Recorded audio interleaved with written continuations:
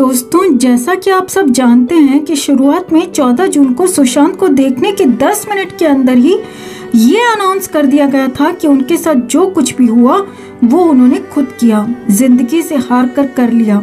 और उसके बाद अपनी इस बात को सही ठहराने के लिए तरह तरह की बातें फैलाई गईं उनके डिप्रेशन को लेकर, बाइपोलर डिसऑर्डर का नाम देकर। वहीं जब सुशांत को लेकर धीरे धीरे कई चीजें बाहर आने लगी तो फैंस का ये यकीन पक्का होता गया कि सुशांत जैसा इंटेलिजेंट बंदा, खुश मिजाज बंदा कभी भी ऐसा कदम नहीं उठा सकता। दोस्तों, जिन फैंस ने सुशांत की खूबियों को उनके केस में उनके न्याय के लिए लड़ने की ताकत बनाया, उन्हीं खूबियों को देखते हुए कई लोगों ने इसे कोई और ही एंगल देकर सुशांत की सुसाइड वाली थियोरी को सही ठहराने की कोशिश की। जी हाँ दोस्तों, जैसा कि आप जानते हैं कि सुशांत एक इंजीनियरिंग स्टूडेंट थे और बहुत इंटेलिजेंट थे, पढ़ाई में बहुत होशियार थे। वहीं वो बहुत दूरदर्शी भी थे, हमेशा आगे की सोच के चलते थे, 5 साल की प्लानिंग करके चलते थे। तो कई लोगों ने इस पॉइंट को पकड़ा कि सुशांत बहुत ज्यादा सोचा करते थे और उनका दिमाग धीरे धीरे पागलों की तरह होता जा रहा था। सोच सोचकर उनकी ये सोच उन पर हावी हो गई और उन्होंने ये कदम उठा लिया। दोस्तों, जहां कई बड़े बड़े स्टार्स अनएजुकेटेड से हैं, 10th 12th तक पढ़े हुए हैं, शायद वो ये सब बातें पचा नहीं पा रहे थे कि सुशांत जैसा इंटेलिजेंट बंदा, एक इंजीनियरिंग स्टूडेंट, इतना आगे कैसे बढ़ रहा है।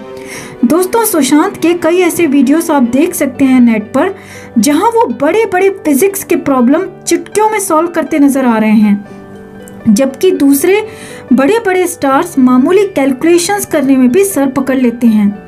तो क्या ये सब बातें उन्हें पागल करार देती हैं? अगर आपको याद हो दोस्तों, तो उनके रूम से कई डायरीज मिली थीं, कई नोट्स मिले थे जिसमें उनके सपनों को लिखा पाया गया था। उनके 50 ड्रीम्स की पूरी लिस्ट पे मिली थी, जिनमें से कई सपने वो पूरे भी कर चुके थे और आगे भी कर रहे थे। तो कई ऐसे आर्टिकल्स हैं कि सुशांत ने सपने देखे थे, इतनी आगे की प्लानिंग कर रखी थी, और यही सब सोच सोच के कहीं ना कहीं वो निराश होते चले गए और उन्होंने अपने साथ ये सब कुछ कर लिया क्योंकि वो ये सब अचीव नहीं कर पा रहे थे। मगर इन्हीं बातों को देखते हुए सुशांत के फैंस ने मजबूती से अपनी बातें रखी कि जो इंसान इतनी आगे की प्लानिंग करके चलता है, इतने ऑप्शंस खोले रखता है, वो ऐसा कदम कभी उठा ही नहीं सकता। जो अपने शुरुआती स्ट्रगलिंग दौर में हार नहीं माना, वो अभी इंजीनियरिंग स्टूडेंट से लेकर MS धोनी की उड़ान भरने के बाद, ये सफलता हासिल करने के बाद ऐसा कदम उठा ही नहीं सकता।